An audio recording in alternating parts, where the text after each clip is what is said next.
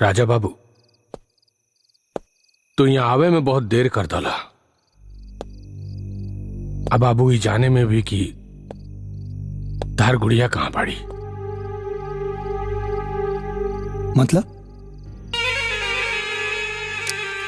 मतलब बाबू गुड़िया के हुआ और से प्यार करेली। हम वो दोनों जाने के प्यार के सच्चाई देख के गुड़िया और करण के ब्याह तय करता नहीं। वचन दे बेटा।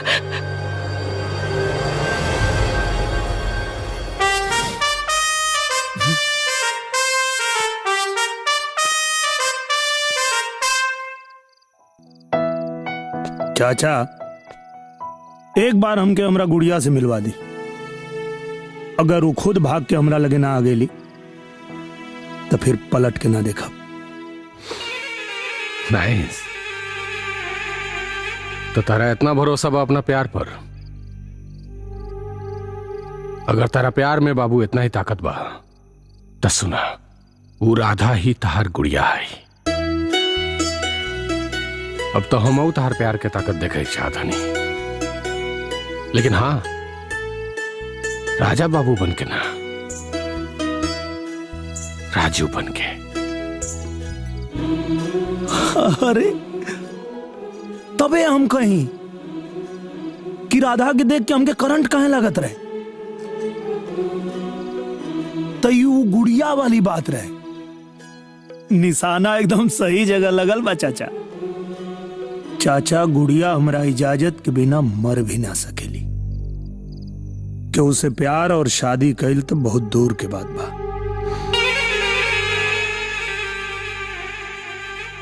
तो इतना भरोसा बता रहा अपना प्यार पर?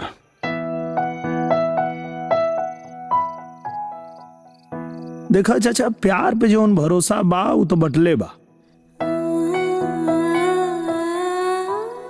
सबसे बड़ा भरोसा हमके हमरा माई के सौगंध पे बा। अब गुड़िया के बियाह तो हमरे से हुई। गायक है ना चाचा, एगो गाना बड़ी फड़फड़ाता निकले खातिर।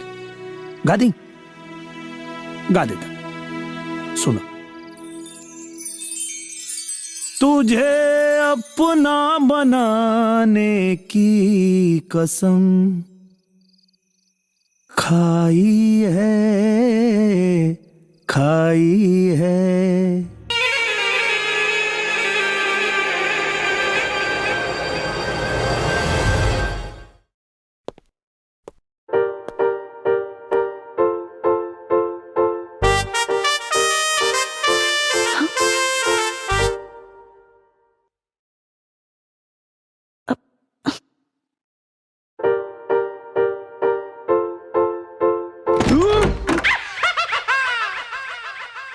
अब आम मालदा बहुत मीठा बा। ई सब छोड़ा, का देखत रहला? कुछ ना, अब हम तो आम देवे आइल नहीं। कुछो ना देखत रहला। हमार कसम खा के बोला।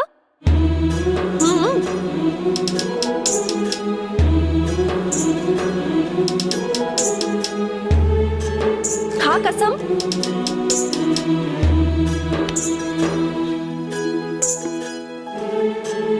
अब कसम काहे खाए के रही तो आम ना खाई।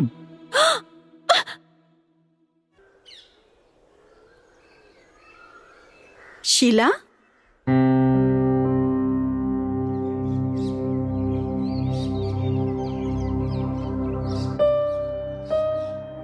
शीला, तू ओकरा के भुला दा। राजू तोहरा से कब्बो प्यार ना करी। पर हमरा के तो प्यार करे से न रोक सकेले। पागल मत बना। पागल तम हो गइल बानी। अब उनका के पाजाम न ता।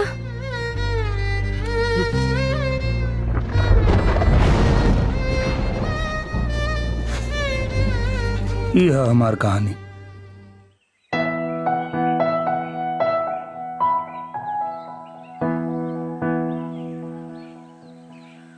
राधा के वो और ना,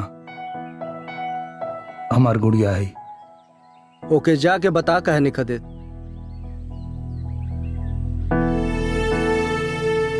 ना उमा,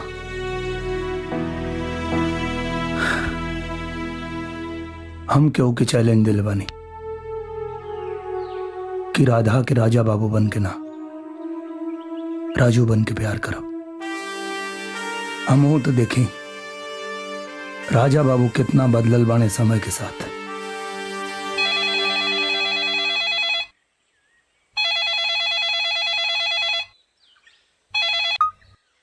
हाँ ठीक बा।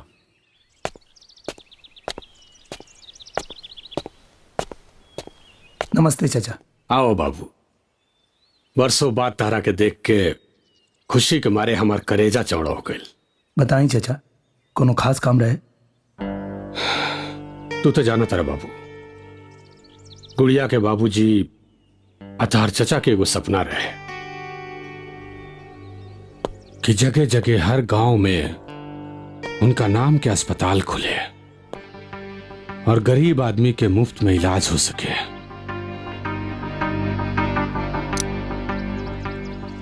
हम अपना मरल भाई के आखिरी सपना पूरा करल चाहता नहीं। आखिरी सपना ये जो अस्पताल बन रहा बा देखा था, एकरा के पूरा करे के बा। बोलौनी है चाचा, तो बताई ना हमारा का चाहे।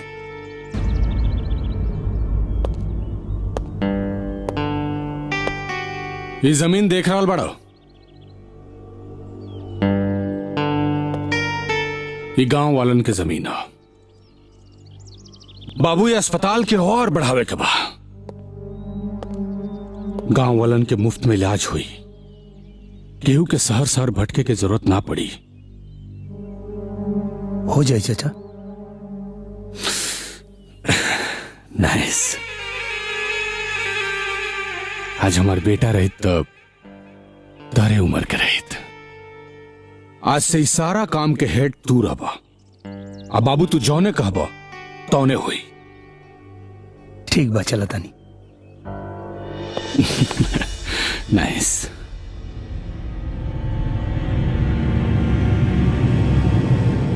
वो सब तो ठीक बा, लेकिन एक बात बतावा, हमरे बेटवा में ऐसन का कमी हो जौन उगवार के ये हॉस्पिटल का मैनेजर बनावल जाता? बोला बोला हमरा अंदर का कमी बा?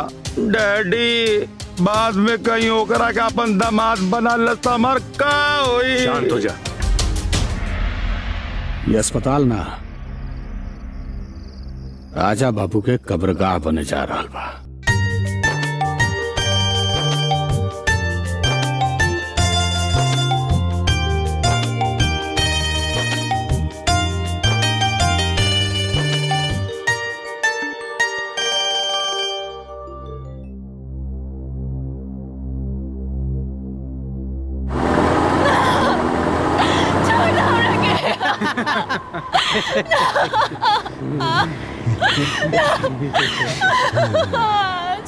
आज मंदिर में तो बहुत चाहकत रहलू। हाँ, अब तो के मजा चखावता।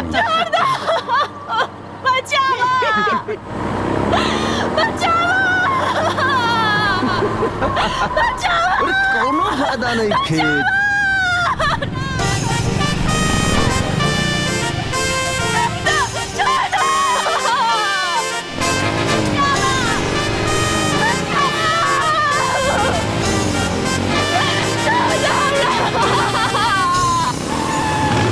कौन है रे?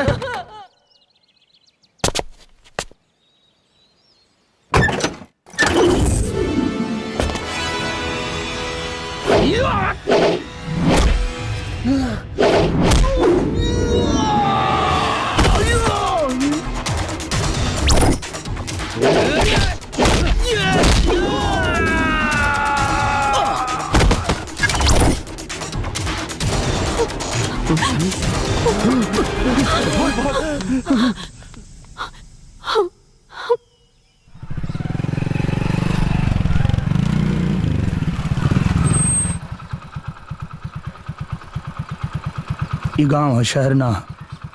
तनी संभल के रहल करा। सॉरी, गलती हो गई। अरे कोनो बात ना, हम तो के वो सिखा दे। ओके, आत्मरक्षा के का कहल जाला अंग्रेजी में?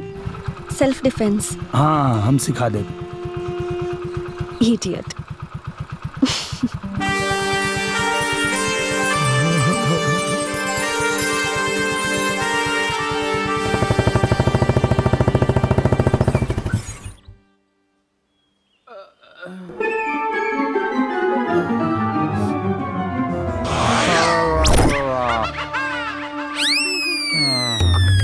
आप का भइल? आप बताइए साहब, गंगौली गांव में बाबू साहब के यहाँ बरखी रहे, वही में हमने के साटा रहे। हमार सब लड़का अपन अपन साजबाज सेट करत रहे सो, लोग शोक प्रकट करत रहे। Hello hello hello hello hello. फिर प्रोग्राम बाद में हुई, पहले रामायण लगावा। रामायण के सीडी की जगह कुछ और।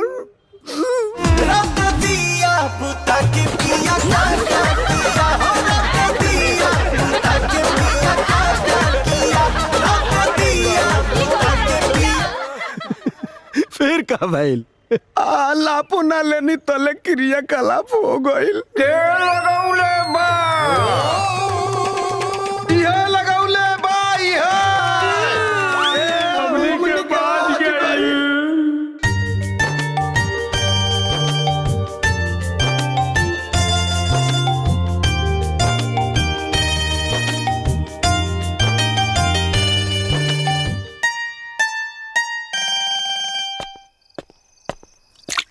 संतू चाचा, अरे आगे ले बाबू। ई रहल गांव वालन के कागज।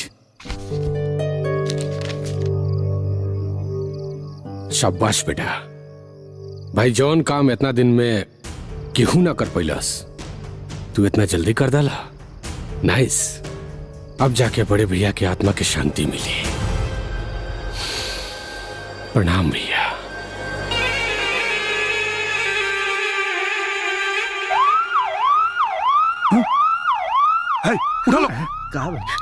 देखी तो का भइल?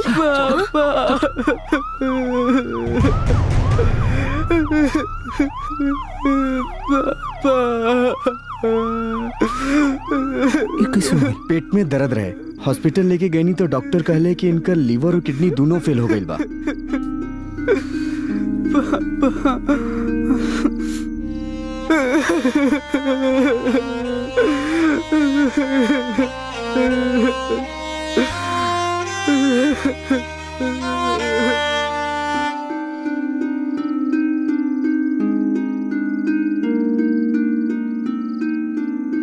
भैया आज ना गई बा,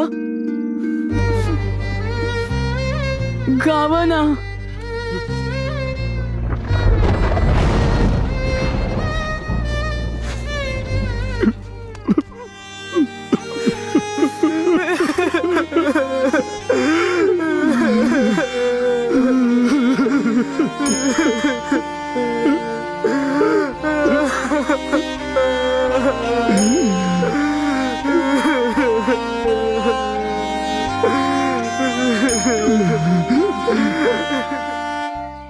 हमरा के बुलावले रानी चाचू?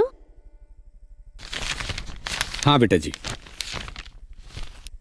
बाकी सब छोड़ो। सबसे पहले ये बताओ कि हमरा बेटा जी के गिफ्ट का चाहिए, काहे कि हमार गुड़िया 25 साल के होके जा रहल बाड़ी। कुछ ना, बस राउर खुशी चाहिए। ना ऐसे ना चली। हम अपना गुड़िया के एगो गिफ्ट दे चाहतनी। का? बेटा हम चाहतनी कि अब तहार बियाह हो जाए। हम ना करब बियाह। बेटा ऐसे कैसे चली? देखो करण बहुत अच्छा लड़का बा, तार बहुत ख्याल रखी। हम ना करब। रवा के तो पता बा ना, हमार शादी बचपन में राजा बाबू के साथ तय हो गई रहे।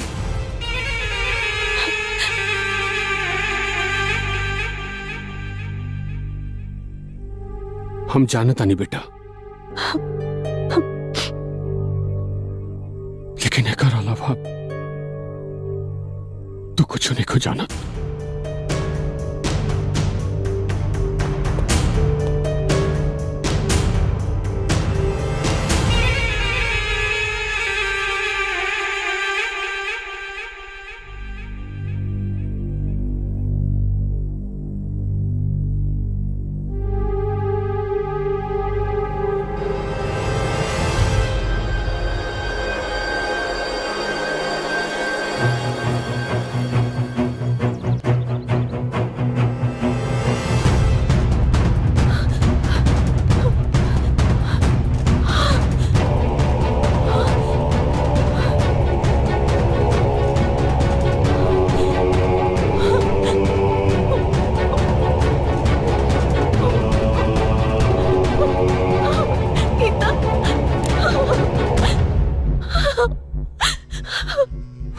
राजा बाबू के ना बचा पौनी बेटा।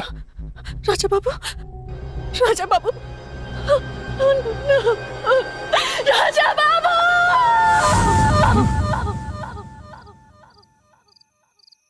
राधा,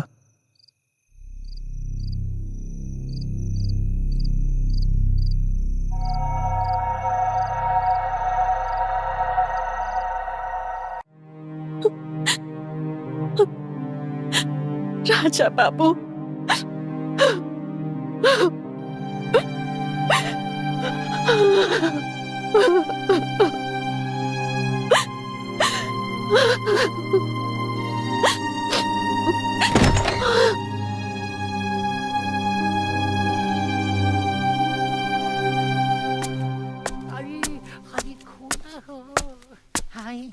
कोरा में आजा, कोरा में आजा, आजा।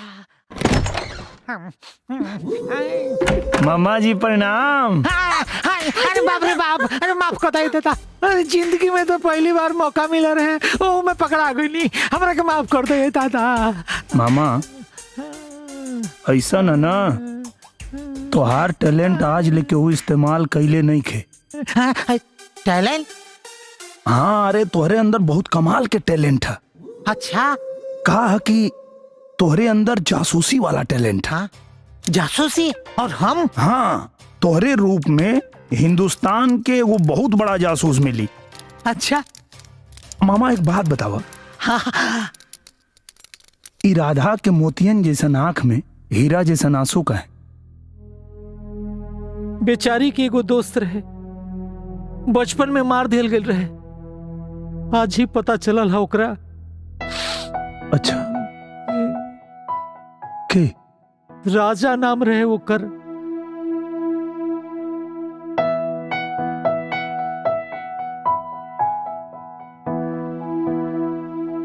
आज ही जीजा जी बतौले हवन।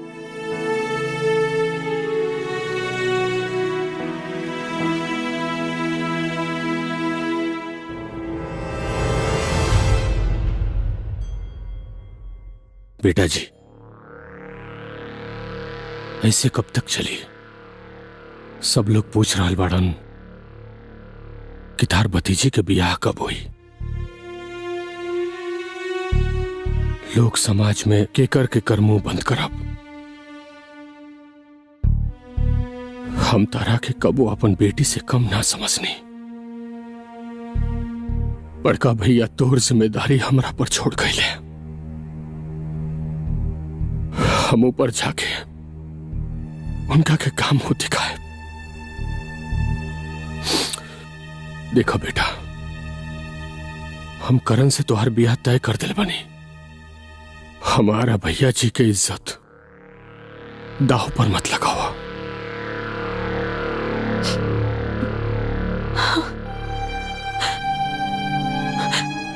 अब हम कबो ब्याह ना करब चाचा जी। ई जन्म में तो हमार मांग के सिंदूर राजा बाबू के साथ चल गए।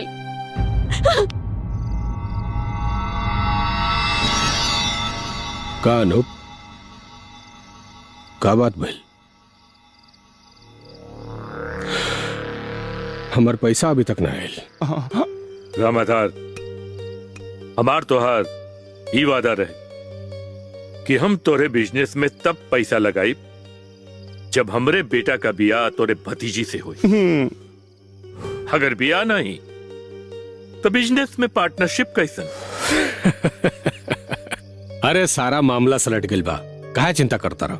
हमार रास्ता के कांटा राजू अब फांसी पर लटकी, और तोहार बियाह राधा से हुई, ये हमार प्रॉमिस बा। अरे राधा मान गइल बड़ी, चीयर्स करा। चीयर्स। चीयर्स। डैडी अब तो दे दी पैसा। हाँ बेटा दे दे, लेकिन रामाधार वादा याद रखिए अपन। पक्का। चल बेटा चल। Thank you. याद रखिए।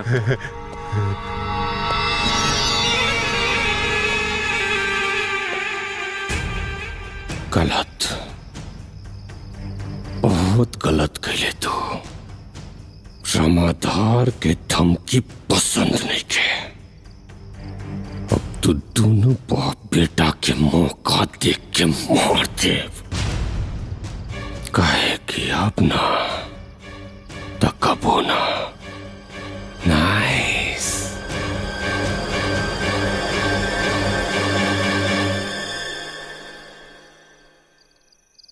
खाना खा ली ना खाई का जी? राजू के आ जाए दो। राजू ना आई तो केहू खाना ना खाई का? रात भर हम केहू खातिर बैठल ना रहब, हम पागल ना हई। महतारी पागले होले। पागल तो है ही है, तबे तो हमार औलाद हमरा के छोड़ के चल गई। लेकिन हमार राजू हमनी के छोड़ के कबो ना जाई, कबो ना। बाकी सुन ली, हमरा बेटा के कबो दारू ना पियाई। तू चिंता मत कर कुसुम, शुरुआत हमरे से भइल, खत्म भी हमरे से हुई। धइले रहा अपना के। अरे कुसुम। हाँ। अरे कुछ। अरे शीला, खाना बनने में कितना टाइम बा बेटा? माई दाल चावल बन गई, खाली एगो सब्जी बचल बा।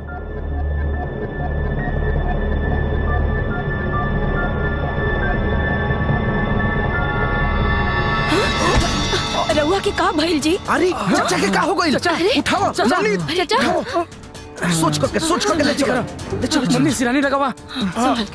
बढ़िया से।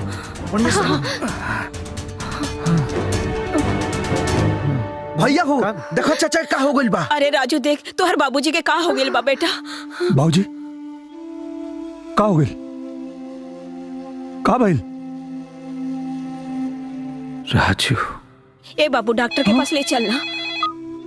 हाँ चाचा, बाबूजी की तबीयत खराब हो गई बा।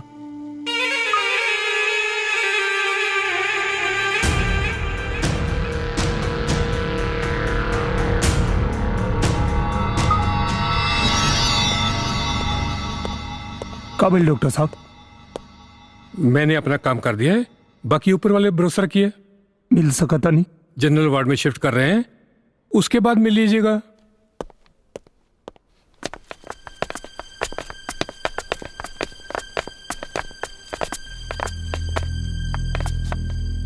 बाबूजी। राजू। हाँ बाबूजी। लागत अब चाय की पड़ी। ऐसा काहे बोला था? तोरा हाथ में दूध के बोतल की जगह दारू के बोतल पकड़ा देनी।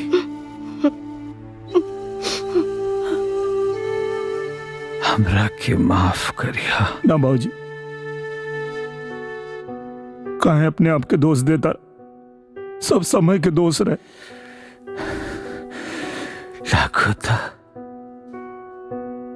अब हमार बुलावा आ गइल बा। ना ऐसा ना बोली। तो के लगा था कि तू गलती के लिए बाड़ा, तो हम आज से दारू छोड़ दे। कबो दारू के हाथ ना लगाए। साचो? हाँ बाबूजी, तो हर क्रिया आज के बाद एक बूंद दारू ना पिया। बस हमके छोड़ के जाए के बात मत करा। चला भाई।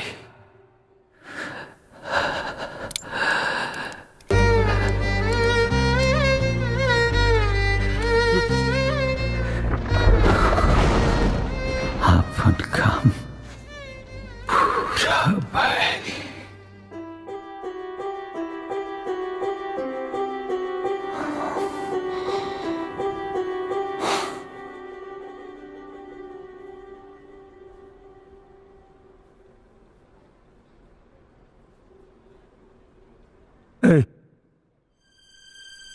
देखा, नाटक मत करो हमसे, बहुत हो गए। हाँ, हम कह देनी ना दारू छोड़ दे बाप, नाटक मत कर। चलो उठा उठा, हम कहता नहीं। देखा, हम तो और सब नाटक समझाता नहीं, हमारे साथे नाटक मत करा। वो उठ जा। ए बाबूजी, राजू चाचा अब नाराज। चुप, फालतू बात कर बे, मार के मुंह तोड़ दे। ए बाबूजी, हम कहता नहीं, उठा। ए माई, उठा तू, उठी ना तोर बात ना टली। राजू के बाबू, उठी ना, उठी, उठी ना, उठी, अरे रवा उठी ना। राजू के बाबू,